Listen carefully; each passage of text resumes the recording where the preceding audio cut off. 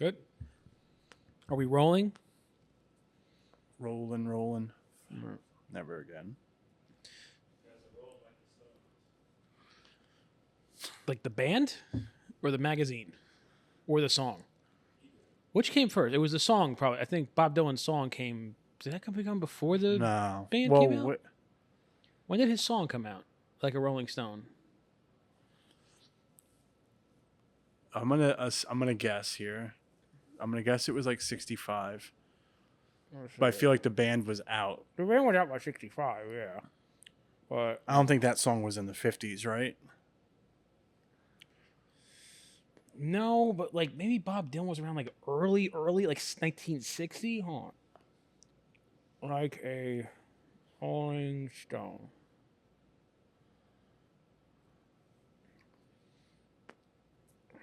1965 Was the song, right? was the song. Yeah. Let's see when the band came out. Band formed in 1962. And then when did the magazine come out? 70s? Well, let's find out. Late 60s? 68? Songs, other uses.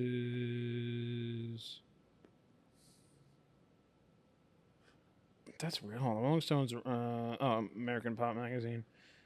1967. So Damn, between that was close. 62 and 67, big year for Stones Being rolled. Yeah, big. That was if you invested in 1959 in Stones that are being rolled, by 1968 you were a millionaire. Imagine just like I'm going to invest in every single thing involving a Rolling Stone for the next decade, And just don't made have to your work money. another day in your Exactly. life. Well, obviously the magazine was definitely influenced by both the band and the song. Mm-hmm. But I wonder how much the song was influenced by the band, or it's like Rolling Stone a saying, like a Rolling Stone, Like a Rolling Stone. like a Rolling Stone. Stone. God, That's his so voice much just better. pierces. So much better than mine. One of the greatest songwriters, who was also a terrible, like his songs were so much better by When other people. Yeah. With the exception of Times They Are A-Changin'. That like a Yeah. very folk song like that works well with his voice. But he did like All Along the Watchtower. Yeah. Like Did he write a Springsteen song, or did Springsteen write I forgot what it was. Springsteen's had a few hits at like other people. Like Tom Petty, right? Blinded by the Light Yes, was okay, yeah. Springsteen Yeah. that was it Manfred Mann sang. Yeah. He also did Fire, which ended up being a big hit for the Pointer Sisters. I'm driving in my I love that car. song. I love that. Do you ever see the bit with Robin Williams doing it as Popeye? No, He's like, I'm driving in my car. It was so funny. I'll check it out. Yeah. That's a great song. Yeah. But yeah, sometimes you write a song, but it doesn't fit with like your thing, and it's just better to like let it go. Mhm. Like Bob Dylan singing All Along the Watchtower is like not a good time. Oh. Great song, Yeah. just not a good time for him. Today we are smoking the Tatuaje. This is the limited Lonsdale Reserva, so the broadleaf. I like when he uses the like whatever that is, blue and then green and then white and then red band. It always signifies something a little special. It's getting close to being monster season. Monster season's right around the corner. I don't know. I have to look. We were talking about it today in my morning meeting. If it's like what the sampler is. I think it's like another Monster Mash sampler, but I don't know what it is. I don't know if like what sizes they're doing. Would he ever go modern horror, but not a lot What, of like Saw? Yeah. Who was a Saw guy? Jigsaw? Or would he venture off into other Insidious? type of monsters like Jaws? You know, No, I think he wants to keep it in like the strictly Halloween. Yeah, horror. yeah, that makes sense. But like there's been some great horror movies in the past 10 years, 15. Saw, Insidious, The Ring, Sinister, The Pope's Conjuring. Exorcist with Russell Crowe. I have seen that movie 3 times. Is it good? I like it. For me, it's a simple movie. It's not like Didn't that come out like last year, right? like a year or two. Yeah, ago. yeah. It's I remember not like- seeing it. It's not excellent. It's not like super scary. It's your basic demonic possession movie, but it's Russell Crowe doing what I think is actually a fairly good Italian accent. Like pretty good for like an How Australian was he in guy. it? I thought he was great. Yeah. He gave some really good impassioned speeches. It was like I enjoyed it. I enjoy that movie thoroughly. I give it a recommendation for like these deep horror fans that like need to be scared. For me, it was just like a movie. It wasn't like I'm not watching this like preparing to be spooked. Yeah. I just wanted to see this movie. He's a very he was recently on Joe Rogan. I listened to that. It was great. And he's a very interesting, like his career to me is very interesting in the terms of you start in Gladiator, and even in the rewatch of Sopranos, there's like 4 episodes where they're just talking about how great that movie is, right? Well, did you hear in the podcast like how like when he goes to Italy, like how he's revered in Italy? Yeah. Like, and it's just awesome. but then he did A Beautiful Mind. He did one of my favorite movies, American Gangster, but Denzel's one of my favorite actors. I love that movie. Between like when did LA Confidential come out? 98, 97? Yeah. Between like 97 and like 2003. I mean, I still think he's a titan actor. I still, even though he does some like whatever movies now, I still think that like if someone's like, hey, come watch this movie with me, it stars Russell Crowe, I'm still like, oh, this is probably going to be good. He's at least going to be good in it. That's what I'm saying. He still has that, I guess, prestige of Russell Crowe's in a movie. I'm going to see it. He was in that movie where it came out a few years ago where like someone cut him off in traffic and like he terrorized them. My buddy Steve and I, we joke about like how is that a movie concept, but he played like this southern, like he had a southern accent and he was pretty heavier, but he looked like terrifying. I was like, he does do good accents. I have to say, he does. Very like he does. The more I watch now, like it's kind of hard for actors to like. There's only a few I think who can do it. I think Tom Hardy is pretty good with accents. Mm-hmm. Benedict Cumberbatch can do him a lot. Although I'm like, just make the guy British and everything. Like, don't cast him in anything when he's not British. Christian Bale, because Christian Bale for the longest only really played American. Yeah, like no one even knew he was like. Yeah, is he Australian or is he British? He's British. He's British. Yeah. But no, I think Russell Crowe is fantastic. But now that I think about it, why doesn't Tatuaje have? They don't have an Exorcist one. That's like the horror movie. Yeah. They don't have an Omen one either. They don't have a Psycho one. I mean, I guess it's just supposed to be. Do they have Carrie? No. I guess it's just supposed to be monsters, like the classic monsters. Yeah. But like The Exorcist, the demon in The Exorcist, dude, that movie still scares the hell or out like, of me. dude, do one like he did Boris Karloff, which is the actor that played Frankenstein. You're not going to do one on Damien, the Damien? Like that would be, yeah. And you make it a 6x66 ring gauge? Don't do that. Please don't do that. Please don't do that. Don't. But someone's gonna listen to this and now like do it themselves. But like there's some good ones out. I mean, I love listening to this one episode of a podcast I like where they talk about. We talked about it before. They talk about like literally like the history of the horror movies, like specifically between like 1967 and like 1979, or like 1962 and like 1970, and like how important they were in like The Omen, Exorcist. Well, that influenced Psycho, the 80s. Yeah, and then it influenced. It influenced John Halloween, Carpenter, which then influenced like all of the 80s are because of John Carpenter. A handful of people are saying this year with horror movies is doing really well. That more independent films that are being filmed by like A24 and Neon, and they're making money, which is good to see. But it's a different type. We do have to save a lot of this discussion when we get closer to Halloween, of course. But I do think that like ever since like Blumhouse really got involved, like there's been like a nice little resurgence in quality horror movies, and Jordan Peele. And Mike Flanagan, yes. Oh, I was just watching Midnight Mass again. Yeah, but his next, I'm pissed. He's doing The Exorcist, right? He's doing an Exorcist, but his next movie that's like filmed it's based on a Stephen King story. I think Tom Hiddleston is in it, but he came as like, oh, it's not a horror. It's it's like one of those weird Stephen King ones, like Stand By Me or Shawshank, and I'm like, I don't want to. I want to see you do. You do creepy so good, like. But then again, I mean, I've seen his movies, and his movies are good. But his shows, when he has 6 or 7 episodes to build up, and there's maybe like one little jump scare or thing, and then it builds up into this insane crescendo. I would say out of all his TV series, Midnight Mass is probably the best one. I do like The Haunting of Hill House. I do enjoy that. I lend myself more to The Haunting of Hill House because...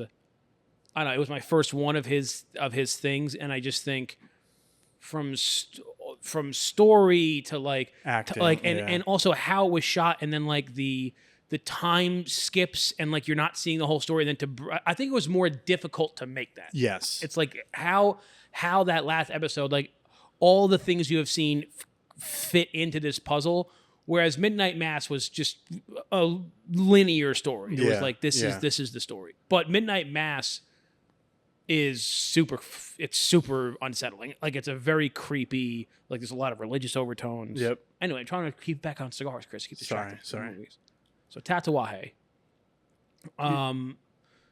Yeah, I am excited. I wonder if he's going to do a new one, or if he's going to do another Redux this year. I think there's a lot of untapped potential, but now he's got some competition coming in from Alec Bradley with the Filthy Gooligan. Yeah. Which sounds like it could also be like something dirty. You know what I mean? I don't know if the boys thought about that when they named it, but like, you don't want a Filthy Gooligan. No, you don't. Yeah, Filthy you got to make sure you get that down in New Orleans. Wipes and whatever. Take care of it. Or what they should have done is they should have collaborated with me and do the Gabagoolian. That would have been something. What would be a Gabagoolian? Just an Italian I don't know. It's definitely a cigar gangster, I would do with Matt Booth. Like a 10-pack, the Gabagool. A dead gangster that haunts you.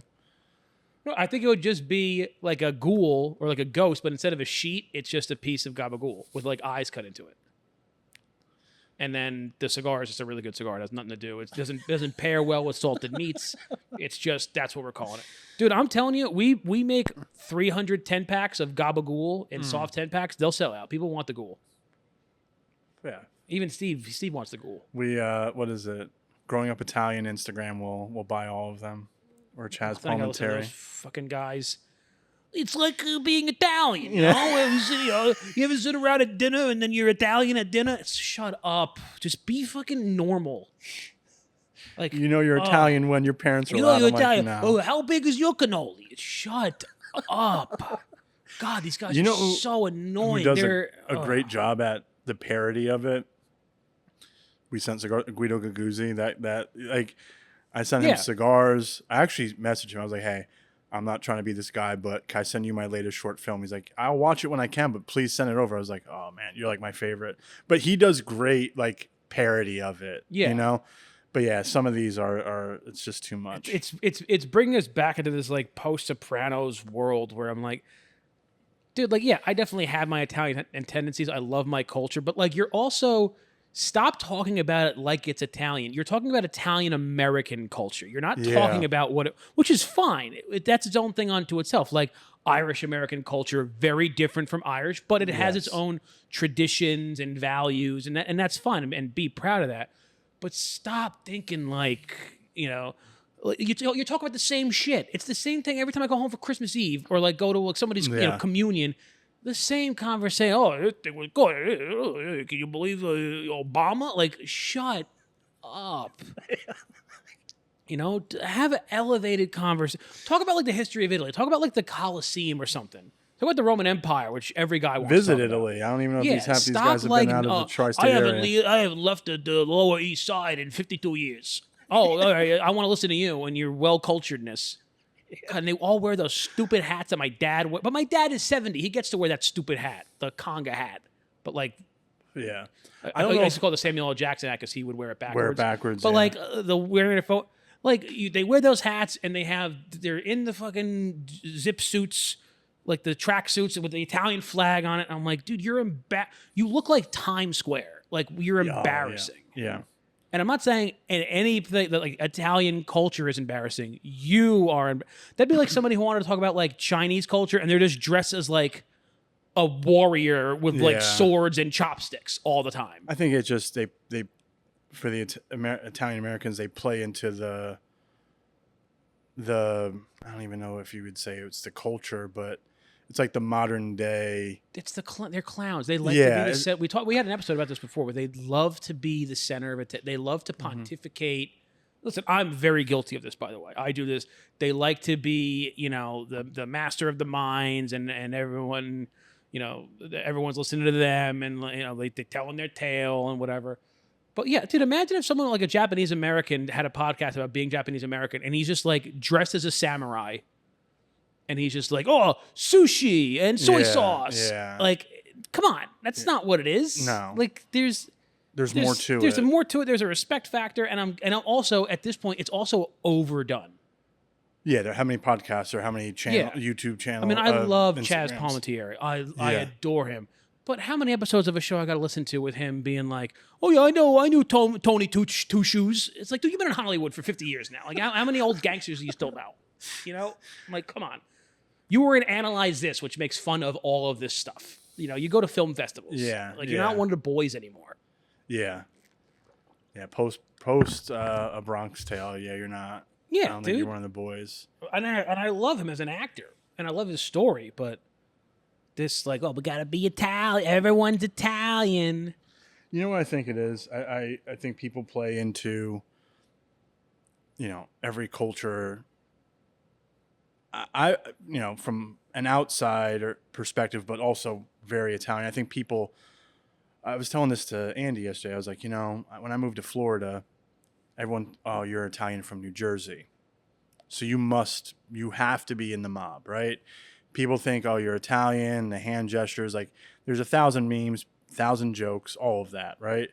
And I think but I think some people deep down wish that they were Italian. Like, I'm not saying everyone's like that.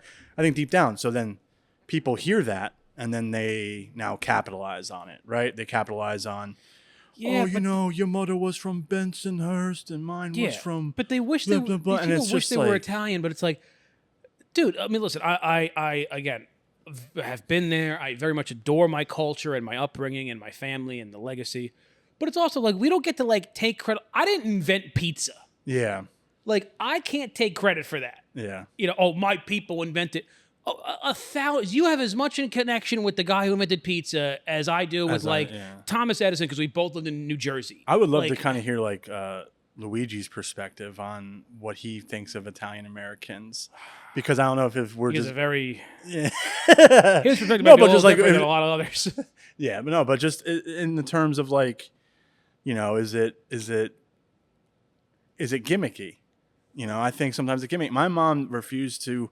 We watched Analyze This. We never watched Sopranos growing up because she thought it was an insult to Italian Americans, which they kind of talk about in the show. Great, yes, because it's these people. It's like these people that are like, oh, you're Sopranos, and I'm Tony Soprano. I know the guy. It's a retrospect, and it's almost a parody because that show is 35 to 40% comedy. Yes, and it is a make fun of these people, and then they're like, yeah, that's my show. Like the funny thing is those people don't even get the full show. No. Like when I see an African American movie critic or a Spanish movie critic or someone an Irish, someone who's not Italian critique that show and love it, I'm like, they get it. Yeah. Donald Glover gets it because he's looking at it from the outside and he's seeing the parody and he's seeing the Italian drama mob side to it. Comparing Atlanta to that because that's Sopranos in the Atlanta world. Yeah, right. That's how he views Atlanta. Yeah, as much as David Chase viewed New Jersey. He's seeing the whole view, whereas a lot of Italians are just seeing the Cadillac Escalade and the polo with a suit jacket on and being like, oh, this guy gets me. Yeah. I'm like, he's a joke. He's a bad guy. Yeah.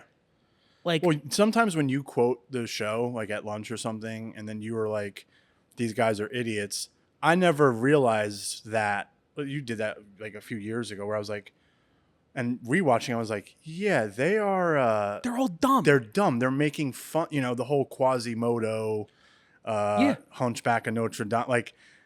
Nobody's got AIDS. Yeah, nobody's got AIDS. Idiots.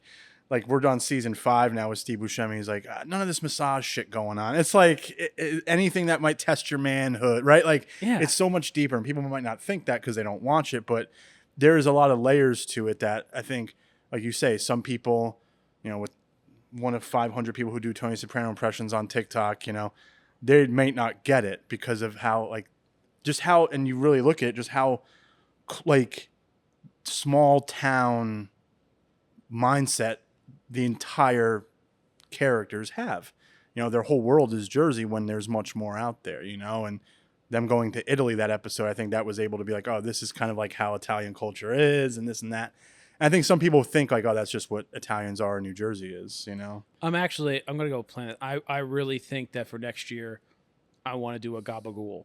And it's a soft craft paper pack of 10 cigars with a label on it with just a salted meat ghost. That would be cool. I think people would buy in a heartbeat. I think we could sell 200 of those packs. Let's go back. I'm sorry. I keep No, going I think that it's one of the last cultures you can like make fun of and like kind of take advantage. Like, you know, Diesel released like the Sunday sauce. You know, I don't think people would get too upset. I think, like you said, no, they would. People would tap buy into it. Yeah, they would buy it. All my cousins would buy that. Yeah, they would be proud of it. Yeah. In fact, we should release it almost like Pete did with the Tenderloin, releasing like the butcher paper, like you would get it at like the deli. Yes. Or in like one of those Ziploc bags that you get like deli meat in. We should definitely do something like that. That would be hilarious. Yeah. That would be great. I don't have a lot today going on anyway. I mean, it's lunchtime soon, so I mean, it's, you know, we have a lot coming up though. We have some guests coming up. I think we got Camacho sometime in late September. I think you reached out to me yesterday, so I got to schedule that with you. We have we're not going to do it yet. We'll probably talk about it on next week's episode. But our newest release, our newest exclusive, we'll announce it next week. Some of you who are new JR Plus members might have been, you know, given a little bit of a pre-sale on that. Also, talk about our new JR Plus program. Go check it out, guys. We had to redo it. I mean, listen, we were giving away the farm. I mean, it was like $30 for like free shipping on everything, like, you know. And I think even some customers were like feeling bad, like I can't believe like something, you know, this ain't good for them. But new program and a new price point, a little more sustainable. But the benefits, you know, you're gonna get 10% off private label. If you're a JR Plus member, you get access to all these things, exclusive deals, you know, all that. Plus, you get free shipping on your shipments. I think they might have like a limit. I'm not sure, but I think most people are fine. But there's occasionally some guy who's going to order like 10 singles. Yeah. You know what I mean? Like 10 different orders for a single. And the price to be a JR Plus member went down, correct? No, it's went up. Oh, went up. Oh, all right. It had to. I mean, listen. Shipping one time today, you know, the regular best way shipping is probably like $10. Yeah. So we were charging them $30 for the year. Like it just doesn't. True. Yeah. You lose money on that. Doesn't make sense. Yeah. We're probably still losing money on this one, but like, you know, but it is. We wanted to bring back the program. It was always a big deal with us and our customers. Or something great that we offered. I don't know how. I mean. It's funny when you look at it because I look at like Amazon, but they must be making so much money that they just don't. Because with Amazon Prime, it's like whatever, it's like $110, and you get the free shipping on everything, plus you get like a whole streaming service. Yeah, well, yeah, they're making so much money. I mean, everyone goes to Amazon for everything. We should do that's what we should do. We should do like Patreon episodes. Only for JR Plus members, and they're available on the website. Oh, I like special short episodes where we talk about like something intense that they can only get if they sign up for JR Plus. No one's gonna do it. No one would do it. No. We would have to pay them to sign up. Yeah. So pay attention please go check out JR Plus, guys. It's really awesome. You have any questions or whatever, you know, hit up our socials and someone will get back to you. But new big release. My what's it called? Like my labor of love. Yeah, but there's like a name for it. Not magnum opus because I don't know if it's gonna be a success or not. But like my white whale, I guess you could say. I've been working my ass off on this project for over a year, and just between logistics and shipping issues and packaging issues, it was just. And then when it was finally like shipped here from the DR. They like lost 3 cases and they had it, and I was on them like, you got to go find this now, and they found it. It was just such a struggle. Like the cigars had been done. They were like sitting in an aging room July of last year. Like we were anticipating a November 23 release on this. Oh man. And now it's going to end up being a September 24 release. So the cigars are exquisite. Oh my God, I smoked one the other day. They're so good. Yeah, I can't wait to try it. But it's not like besides the cigars are being great, I think it's one of the best packagings we've ever done in house. Packaging is beautiful. The bands are beautiful. The story is really good, and the price point is crazy. Yeah, like really. I really can't wait crazy. till we have an episode dedicated to talking about it because We're gonna do it so many next questions. week's episode. We have a full box up here. All right. We'll smoke some. Maybe we'll get like another person and give it a little. Maybe we'll get Derek or something to give us a little. Give us, you know. I'll always have Derek on an episode. But yeah, I mean, if it's okay, I think this one's also a little bit of a shorter. You know, we got it. You know, I think we had to get some, things off our chest. we did. I mean, it's just because I know a couple of months ago we had a whole episode on this. Yes. I know. Yeah. I mean, I think it's something that we're very passionate about to talk about. yeah. But also the whole Tatuaje Monster series birthed, maybe a new little Yeah, I'm gonna project go look. for I you. want to go. I want to go. I think that absolutely I'm going to do that I think that would be because I think great. that's also something where I can I don't even need to plan it that much. It's like give me 2,000 cigars that you just have sitting in the warehouse. Wrap them in crap paper. I'll get labels made. Throw the label on. We don't even need bands. Just like a fun little project. I think that would be cool. I think I'm gonna do it. I'm gonna do it. Maybe this time next year you'll see. You'll all see. But for that, thank This you is all really very good much. too, This yeah. is. I mean, this is excellent. I mean, the burn on it, exquisite. Everything Pete does is just absolutely fantastic. And we're starting to carry more and more of his stuff. So I hope people are noticing that we're starting to carry a lot more. We're having less stock issues. Our relationships with vendors have really much improved in the past year. Specifically, Padron and Tatuaje and HVC and a lot of cool guys. So Yeah, I will say, from, I guess, when I started till now, I felt like there was just a lot more things sold out on the website. yeah, and not in a good way. No. And especially when it was a lot, right? Because that limited us doing other lists, video series, things of that nature. Now, yeah, I think, well, I mean, I notice I'm working every day in it, but I think it is very noticeable for other consumers as well when you can go online and you could find, you don't have to struggle to find it, Yeah. and the prices are great. We're trying our best. So My father-in-law just bought a box of the knuckle sandwich, and he is an avid DeNobili, Avanti. I'll give him some cigars here and there. But I gave him one after the event, and he smoked it. He's like, "Oh my god!" And I was like, "Give me a box of that." And he sent me a picture. He's like, "I never smoked it in the nub. I do that."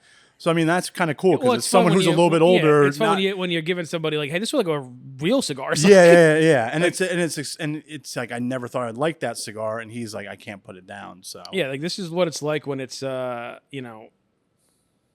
you expand your palate, yeah, this is why people pay $10 for something like this. Yes. It is worth it. yeah. So all right, guys, thank you very much for watching. Make sure to comment, like, and subscribe, and as always, keep it lit.